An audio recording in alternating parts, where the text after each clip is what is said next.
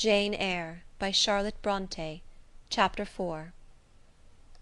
From my discourse with Mr. Lloyd, and from the above reported conference between Bessy and Abbot, I gathered enough of hope to suffice as a motive for wishing to get well. A change seemed near.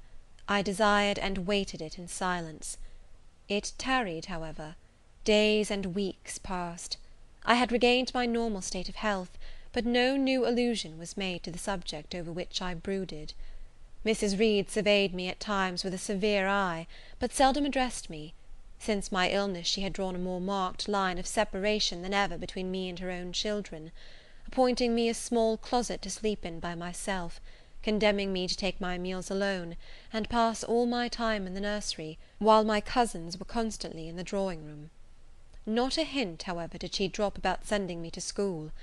Still I felt an instinctive certainty that she would not long endure me under the same roof with her; for her glance, now more than ever, when turned on me, expressed an insuperable and rooted aversion. Eliza and Georgiana, evidently acting according to orders, spoke to me as little as possible. John thrust his tongue in his cheek whenever he saw me, and once attempted chastisement; but as I instantly turned against him, roused by the same sentiment of deep ire and desperate revolt which had stirred my corruption before, he thought it better to desist, and ran from me tittering execrations, and vowing I had burst his nose. I had, indeed, levelled at that prominent feature as hard a blow as my knuckles could inflict; and when I saw that either that or my look daunted him, I had the greatest inclination to follow up my advantage to purpose; but he was already with his mamma. I heard him in a blubbering tone commence the tale of how "that nasty Jane Eyre" had flown at him like a mad cat. He was stopped rather harshly. "Don't talk to me about her, John. I told you not to go near her. She is not worthy of notice. I do not choose that either you or your sisters should associate with her." Here, leaning over the banister, I cried out suddenly, and without at all deliberating on my words, "They are not fit to associate with me." Mrs. Reed was rather a stout woman, but on hearing this strange and audacious declaration, she ran nimbly up the stair, swept me like a whirlwind into the nursery, and crushing me down on the edge of my crib, dared me in an emphatic voice to rise from that place, or utter one syllable during the remainder of the day. "What would Uncle Reed say to you if he were alive?" was my scarcely voluntary demand. I say scarcely voluntary, for it seemed as if my tongue pronounced words without my will consenting to their utterance. Something spoke out of me over which I had no control. "What?" said Mrs. Reed under her breath. Her usually cold, composed grey eye became troubled with a look like fear. She took her hand from my arm, and gazed at me as if she really did not know whether I were child or fiend. I was now in for it. "My Uncle Reed is in heaven, and can see all you do and think, and so can papa and mamma. They know how you shut me up all day long, and how you wish me dead." Mrs. Reed soon rallied her spirits.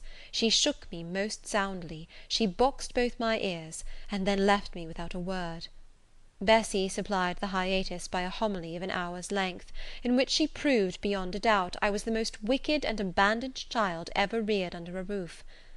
I half believed her, for I felt indeed only bad feelings surging in my breast. November, December, and half of January passed away. Christmas and the New Year had been celebrated at Gateshead with the usual festive cheer. Presents had been interchanged, dinners and evening parties given.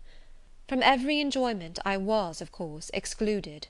My share of the gaiety consisted in witnessing the daily apparelling of Eliza and Georgiana, and seeing them descend to the drawing-room, dressed out in thin muslin frocks and scarlet sashes, with hair elaborately ringleted, and afterwards in listening to the sound of the piano or the harp played below, to the passing to and fro of the butler and footman, to the jingling of glass and china as refreshments were handed, to the broken hum of conversation as the drawing-room door opened and closed.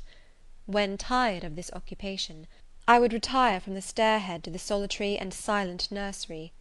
There, though somewhat sad, I was not miserable.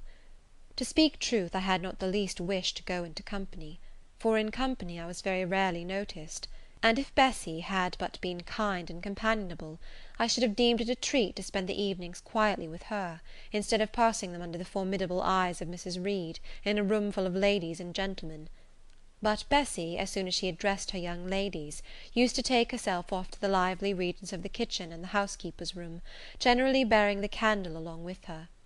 I then sat with my doll on my knee till the fire got low, glancing round occasionally to make sure that nothing worse than myself haunted the shadowy room; and when the embers sank to a dull red, I undressed hastily, tugging at knots and strings as I best might, and sought shelter from cold and darkness in my crib. To this crib I always took my doll. Human beings must love something, and in the dearth of worthier objects of affection, I contrived to find a pleasure in loving and cherishing a faded graven image, shabby as a miniature scarecrow. It puzzles me now to remember with what absurd sincerity I doted on this little toy, half fancying it alive and capable of sensation. I could not sleep unless it was folded in my nightgown, and when it lay there safe and warm, I was comparatively happy, believing it to be happy likewise. Long did the hours seem while I waited the departure of the company, and listened for the sound of Bessie's step on the stairs. Sometimes she would come up in the interval to seek her thimble or her scissors, or perhaps to bring me something by way of supper, a bun or a cheesecake. Then she would sit on the bed while I ate it, and when I had finished, she would tuck the clothes round me, and twice she kissed me and said, "Good night, Miss Jane." When thus gentle, Bessie seemed to me the best, prettiest, kindest being in the world, and I wished most intensely that she would be always so pleasant and amiable, and never push me about, or scold, or task me unreasonably, as she was too often wont to do. Bessie Lee must, I think, have been a girl of good natural capacity, for she was smart in all she did, and had a remarkable knack of narrative. So, at least, I judge from the impression made on me by her nursery tales. She was pretty, too, if my recollections of her face and person are correct. I remember her as a slim young woman, with black hair, dark eyes, very nice features, and good clear complexion; but she had a capricious and a hasty temper, and indifferent ideas of principle or justice. Still, such as she was, I preferred her to any one else at Gateshead Hall. It was the 15th of January, about 9 o'clock in the morning. Bessie was gone down to breakfast. My cousins had not yet been summoned to their mamma. Eliza was putting on her bonnet and warm garden coat to go and feed her poultry, an occupation of which she was fond, and not less so of selling the eggs to the housekeeper, and hoarding up the money she thus obtained. She had a turn for traffic, and a marked propensity for saving, shown not only in the vending of eggs and chickens, but also in driving hard bargains with the gardener about flower roots, seeds, and slips of plants, that functionary having orders from Mrs. Reed to buy of his young lady all the products of her parterre she wished to sell; and Eliza would have sold the hair off her head if she could have made a handsome profit thereby.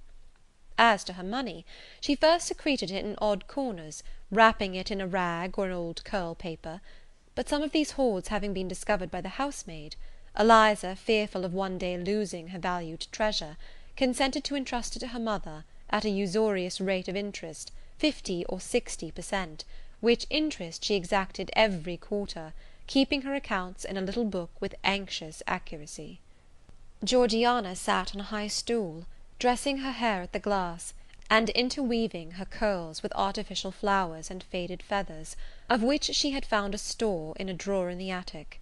I was making my bed, having received strict orders from Bessie to get it arranged before she returned; for Bessie now frequently employed me as a sort of under nursery maid, to tidy the room, dust the chairs, etc. Having spread the quilt and folded my night dress, I went to the window seat to put in order some picture books and doll's house furniture scattered there. An abrupt command from Georgiana to let her playthings alone, for the tiny chairs and mirrors, the fairy plates and cups were her property, stopped my proceedings; and then, for lack of other occupation, I fell to breathing on the frost flowers with which the window was fretted, and thus clearing a space in the glass through which I might look out on the grounds, where all was still and petrified under the influence of a hard frost. From this window were visible the porter's lodge and the carriage road, and just as I had dissolved so much of the silver white foliage veiling the panes as left room to look out, I saw the gates thrown open and a carriage roll through. I watched it ascending the drive with indifference. Carriages often came to Gateshead, but none ever brought visitors in whom I was interested. It stopped in front of the house, the door-bell rang loudly, the newcomer was admitted.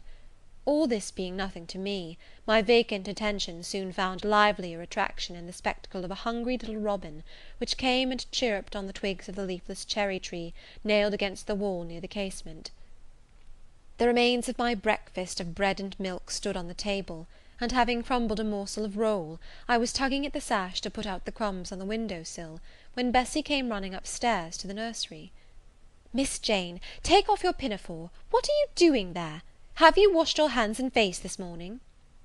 I gave another tug before I answered, for I wanted the bird to be secure of its bread. The sash yielded, I scattered the crumbs, some on the stone sill, some on the cherry-tree bough; then, closing the window, I replied, "No, Bessie, I have only just finished dusting." "Oh, troublesome, careless child!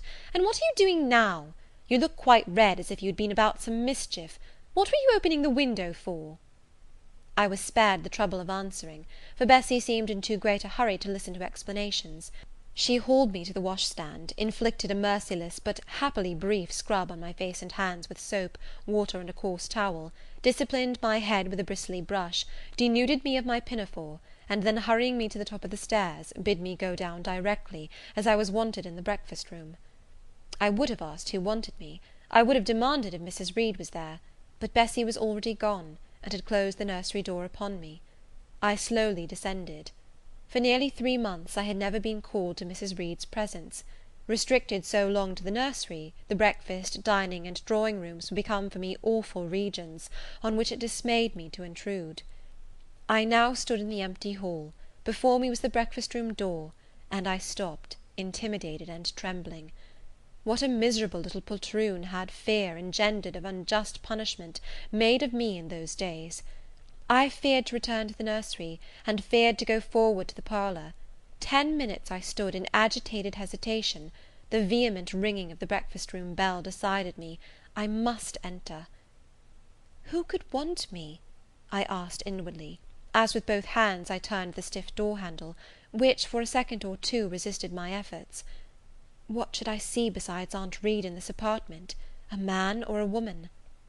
The handle turned, the door unclosed, and passing through and curtsying low, I looked up at a black pillar. Such, at least, appeared to me at first sight the straight, narrow, sable-clad shape standing erect on the rug. The grim face at the top was like a carved mask, placed above the shaft by way of capital. Mrs. Reed occupied her usual seat by the fireside. She made a signal to me to approach. I did so, and she introduced me to the stony stranger with the words, "This is the little girl respecting whom I applied to you." He, for it was a man, turned his head slowly towards where I stood, and having examined me with the 2 inquisitive-looking grey eyes which twinkled under a pair of bushy brows, said solemnly, and in a bass voice, "Her size is small. What is her age?" 10 years.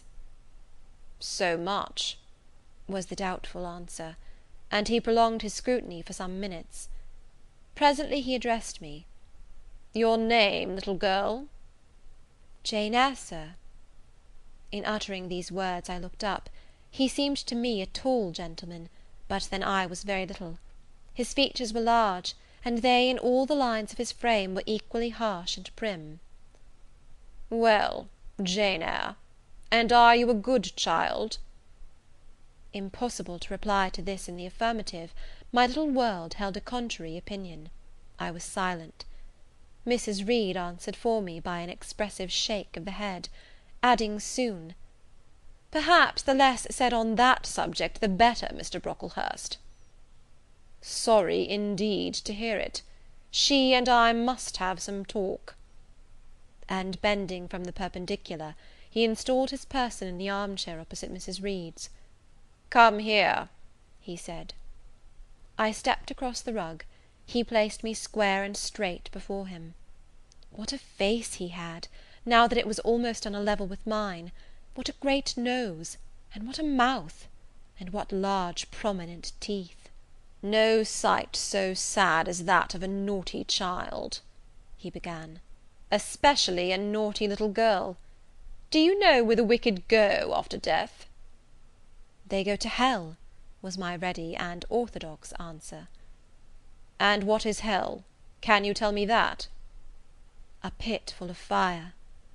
"And should you like to fall into that pit, and then be burning there for ever?" "No, sir." "What must you do to avoid it?" I deliberated a moment. My answer, when it did come, was objectionable. "I must keep in good health, and not die." "How can you keep in good health? Children younger than you die daily. I buried a little child of 5 years old only a day or two since, a good little child, whose soul is now in heaven. It is to be feared the same could not be said of you, were you to be called hence." Not being in a condition to remove his doubt, I only cast my eyes down on the 2 large feet planted on the rug, and sighed, wishing myself far enough away. "I hope that sigh is from the heart, and that you repent of ever having been the occasion of discomfort to your excellent benefactress." "Benefactress, benefactress," said I, inwardly. "They all call Mrs. Reed my benefactress. If so, a benefactress is a disagreeable thing." "Do you say your prayers night and morning?" continued my interrogator. "Yes, sir." "Do you read your Bible?" "Sometimes." "With pleasure? Are you fond of it?" "I like Revelations, and the book of Daniel, and Genesis and Samuel, and a little bit of Exodus, and some parts of Kings and Chronicles, and Job and Jonah." "And the Psalms? I hope you like them?" "No, sir." "No? Oh, shocking! I have a little boy younger than you who knows 6 Psalms by heart, and when you ask him which he would rather have, a gingerbread nut to eat, or a verse of Psalm to learn, he says, 'Oh, the verse of a Psalm! Angels sing Psalms,' says he. 'I wish to be a little angel here below.' He then gets 2 nuts in recompense for his infant piety." "Psalms are not interesting," I remarked. "That proves you have a wicked heart, and you must pray to God to change it, to give you a new and clean one, to take away your heart of stone and give you a heart of flesh." I was about to propound a question, touching the manner in which that operation of changing my heart was to be performed, when Mrs. Reed interposed, telling me to sit down. She then proceeded to carry on the conversation herself. "Mr. Brocklehurst, I believe I intimated in the letter which I wrote to you 3 weeks ago, that this little girl has not quite the character and disposition I could wish. Should you admit her into Lowood school, I should be glad if the superintendent and teachers were requested to keep a strict eye on her, and above all to guard her against her worst fault, a tendency to deceit. I mention this in your hearing, Jane, that you may not attempt to impose on Mr. Brocklehurst." Well might I dread, well might I dislike Mrs. Reed, for it was her nature to wound me cruelly. Never was I happy in her presence. However carefully I obeyed, however strenuously I strove to please her, my efforts were still repulsed and repaid by such sentences as the above. Now, uttered before a stranger, the accusation cut me to the heart. I dimly perceived that she was already obliterating hope from the new phase of existence which she destined me to enter. I felt, though I could not have expressed the feeling, that she was sowing aversion and unkindness along my future path. I saw myself transformed under Mr. Brocklehurst's eye into an artful, noxious child; and what could I do to remedy the injury? Nothing, indeed, thought I, as I struggled to repress a sob, and hastily wiped away some tears, the impotent evidences of my anguish. "Deceit is, indeed, a sad fault in a child," said Mr. Brocklehurst. "It is akin to falsehood, and all liars will have their portion in the lake burning with fire and brimstone. She shall, however, be watched, Mrs. Reed. I will speak to Miss Temple and the teachers." "I should wish her to be brought up in a manner suiting her prospects," continued my benefactress, "to be made useful, to be kept humble. As for the vacations, she will, with your permission, spend them always at Lowood." "Your decisions are perfectly judicious, madam," returned Mr. Brocklehurst. "Humility is a Christian grace, and one peculiarly appropriate to the pupils of Lowood. I, therefore, direct that especial care shall be bestowed on its cultivation amongst them. I have studied how best to mortify in them the worldly sentiment of pride, and only the other day I had a pleasing proof of my success. My second daughter, Augusta, went with her mamma to visit the school, and on her return she exclaimed, "Oh dear, papa, how quiet and plain all the girls at Lowood look, with their hair combed behind their ears, and their long pinafores, and their little holland pockets outside their frocks. They are almost like poor people's children. And," said she, "they looked at my dress and mamma's as if they had never seen a silk gown before." "This is the state of things I quite approve," returned Mrs. Reed. "Had I sought all England over, I could scarcely have found a system more exactly fitting a child like Jane Eyre. Consistency, my dear Mr. Brocklehurst.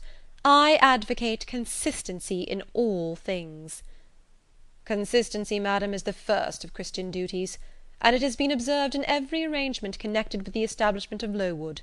Plain fare, simple attire, unsophisticated accommodations, hardy and active habits. Such is the order of the day in the house and its inhabitants." "Quite right, sir. I may then depend upon this child being received as a pupil at Lowood, and there being trained in conformity to her position and prospects?" "Madam, you may. She shall be placed in that nursery of chosen plants, and I trust she will show herself grateful for the inestimable privilege of her election." "I will send to them as soon as possible, Mr. Brocklehurst, for I assure you I feel anxious to be relieved of a responsibility that was becoming too irksome." No doubt, madam, and now I wish you good morning. I shall return to Brocklehurst Hall in the course of a week or two. My good friend, the Archdeacon, will not permit me to leave him sooner. I shall send Miss Temple notice that she is to expect a new girl, so that there will be no difficulty about receiving her. Good-bye." "Good-bye, Mr. Brocklehurst. Remember me to Mrs. and Miss Brocklehurst, and to Augusta and Theodore, and Master Broughton Brocklehurst." "I will, madam. Little girl, here is a book entitled The Child's Guide. Read it with prayer, especially that part containing an account of the awfully sudden death of Martha G., a naughty child addicted to falsehood and deceit." With these words, Mr. Brocklehurst put into my hand a thin pamphlet sewn in a cover, and having rung for his carriage, he departed. Mrs. Reed and I were left alone. Some minutes passed in silence. She was sewing. I was watching her. Mrs. Reed might be at that time some 6 or 7 and 30. She was a woman of robust frame, square-shouldered and strong-limbed, not tall, and though stout, not obese. She had a somewhat large face, the under jaw being much developed and very solid. Her brow was low, her chin large and prominent, mouth and nose sufficiently regular. Under her light eyebrows glimmered an eye devoid of ruth. Her skin was dark and opaque, her hair nearly flaxen. Her constitution was sound as a bell. Illness never came near her. She was an exact, clever manager. Her household and tenantry were thoroughly under her control. Her children only at times defied her authority and laughed to scorn. She dressed well, and had a presence and port calculated to set off handsome attire. Sitting on a low stool a few yards from her armchair, I examined her figure, I perused her features. In my hand I held the tract containing the sudden death of the liar, to which narrative my attention had been pointed as to an appropriate warning. What had just passed? What Mrs. Reed had said concerning me to Mr. Brocklehurst? The whole tenor of their conversation was recent, raw, and stinging in my mind. I had felt every word as acutely as I had heard it plainly, and a passion of resentment fermented now within me. Mrs. Reed looked up from her work. Her eye settled on mine, her fingers at the same time suspended their nimble movements. "Go out of the room, return to the nursery," was her mandate. My look, or something else, must have struck her as offensive, for she spoke with extreme, though suppressed irritation. I got up, I went to the door, I came back again, I walked to the window, across the room, then close up to her. Speak I must. I had been trodden on severely, and must turn. But how? What strength had I to dart retaliation at my antagonist? I gathered my energies, and launched them in this blunt sentence. I am not deceitful. If I were, I should say I loved you. But I declare I do not love you. I dislike you the worst of anybody in the world except John Reed.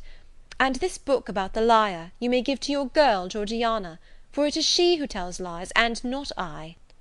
Mrs. Reed's hands still lay on her work inactive. Her eye of ice continued to dwell freezingly on mine. "What more have you to say?" she asked, rather in the tone in which a person might address an opponent of adult age than such as ordinarily used to a child. That eye of hers, that voice, stirred every antipathy I had. Shaking from head to foot, thrilled with ungovernable excitement, I continued, "I am glad you are no relation of mine. I will never call you aunt again as long as I live. I will never come to see you when I am grown up; and if any one asks me how I liked you, and how you treated me, I will say the very thought of you makes me sick, and that you treated me with miserable cruelty." "How dare you affirm that, Jane Eyre?" "How dare I, Mrs. Reed? How dare I? Because it is the truth. You think I have no feelings, and that I can do without one bit of love or kindness; but I cannot live so. And you have no pity. I shall remember how you thrust me back, roughly and violently thrust me back, into the Red Room, and locked me up there to my dying day, though I was in agony, though I cried out, while suffocating with distress, have mercy, Aunt Reed! And that punishment you made me suffer because your wicked boy struck me, knocked me down for nothing. I will tell anybody who asks me questions this exact tale. People think you a good woman, but you are bad, hard-hearted. You are deceitful." Ere I had finished this reply, my soul began to expand, to exult, with the strangest sense of freedom, of triumph, I ever felt. It seemed as if an invisible bond had burst, and that I had struggled out into unhoped-for liberty. Not without cause with this sentiment. Mrs. Reed looked frightened. Her work had slipped from her knee. She was lifting up her hands, rocking herself to and fro, and even twisting her face as if she would cry. "Jane, you are under a mistake. What is the matter with you? Why do you tremble so violently? Would you like to drink some water?" "No, Mrs. Reed." "Is there anything else you wish for, Jane? I assure you I desire to be your friend." "Not you. You told Mr. Brocklehurst I had a bad character, a deceitful disposition, and I'll let everybody at Lowood know what you are, and what you have done." "Jane, you don't understand these things. Children must be corrected for their faults."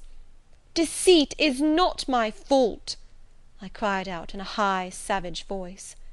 "But you are passionate, Jane, that you must allow. And now return to the nursery, there's a dear, and lie down a little." "I am not your dear.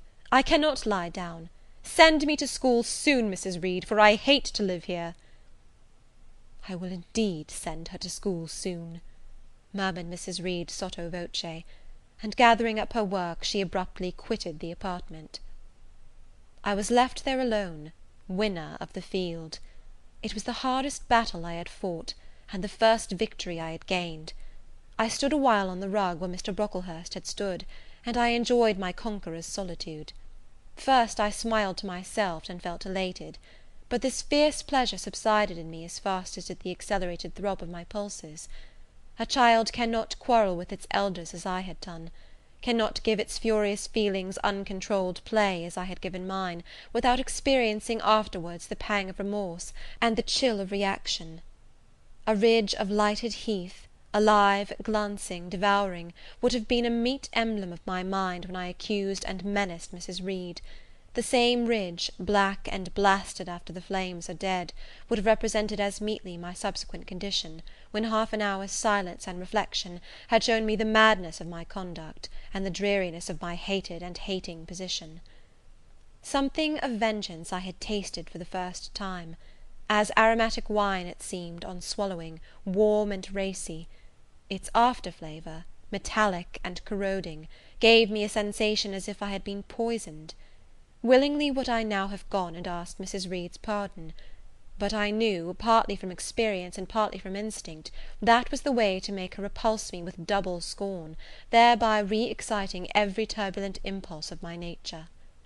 I would fain exercise some better faculty than that of fierce speaking, fain find nourishment for some less fiendish feeling than that of sombre indignation. I took a book, some Arabian Tales. I sat down and endeavoured to read. I could make no sense of the subject. My own thoughts swam always between me and the page I had usually found fascinating. I opened the glass door in the breakfast room. The shrubbery was quite still. The black frost reigned, unbroken by sun or breeze, through the grounds.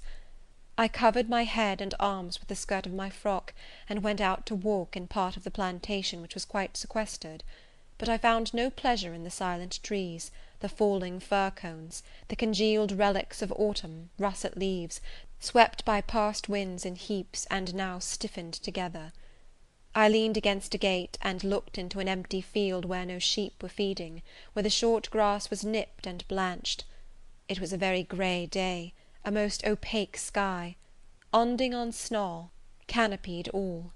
Thence flakes fell in intervals, which settled on the hard path and on the hoary lea without melting. I stood, a wretched child enough, whispering to myself over and over again, "What shall I do? What shall I do?" All at once I heard a clear voice call, "Miss Jane, where are you? Come to lunch." It was Bessie, I knew well enough, but I did not stir. Her light step came tripping down the path. "You naughty little thing," she said, "why don't you come when you are called?" Bessie's presence, compared with the thoughts over which I had been brooding, seemed cheerful, even though, as usual, she was somewhat cross. The fact is, after my conflict with and victory over Mrs. Reed, I was not disposed to care much for the nursemaid's transitory anger, and I was disposed to bask in her youthful lightness of heart. I just put my two arms round her, and said, "Come, Bessie, don't scold." The action was more frank and fearless than any I was habituated to indulge in. Somehow it pleased her. "You are a strange child, Miss Jane," she said, as she looked down at me, "a little roving, solitary thing. And you are going to school, I suppose?" I nodded. "And won't you be sorry to leave poor Bessie?" "What does Bessie care for me? She's always scolding me." "Because you're such a queer, frightened, shy little thing. You should be bolder." "What, to get more knocks?" "Nonsense." "But you are rather put upon, that's certain. My mother said, when she came to see me last week, that she would not like a little one of her own to be in your place. Now come in, and I've some good news for you." "I don't think you have, Bessie." "Child, what do you mean? What sorrowful eyes you fix on me? Well, but Missis and the young ladies and Master John are going out to tea this afternoon, and you shall have tea with me. I'll ask cook to bake you a little cake, and then you shall help me look over your drawers, for I am soon to pack your trunk. Missis intends you to leave Gateshead in a day or two, and you shall choose what toys you like to take with you." "Bessie, you must promise not to scold me any more till I go." "Well, I will; but mind you are a very good little girl, and don't be afraid of me. Don't start when I chance to speak rather sharply, it's so provoking." "I don't think I shall ever be afraid of you again, Bessie, because I have got used to you, and I shall soon have another set of people to dread." "If you dread them, they'll dislike you." "As you do, Bessie." "I don't dislike you, miss. I believe I am fonder of you than of all the others." "You don't show it." "You sharp little thing! You've got quite a new way of talking. What makes you so venturesome and hardy?" "Why, I shall soon be away from you, and besides—" I was going to say something about what had passed between me and Mrs. Reed, but on second thoughts I considered it better to remain silent on that head. "And so you're glad to leave me?" "Not at all, Bessie. Indeed, just now I'm rather sorry." "Just now, and rather! How coolly my little lady says it! I dare say now, if I were to ask you for a kiss, you wouldn't give it me. You'd say you'd rather not." "I'll kiss you, and welcome. Bend your head down." Bessie stooped, we mutually embraced, and I followed her into the house quite comforted. That afternoon lapsed in peace and harmony, and in the evening Bessie told me some of her most enchanting stories, and sang me some of her sweetest songs. Even for me, life had its gleams of sunshine. End of Chapter 4.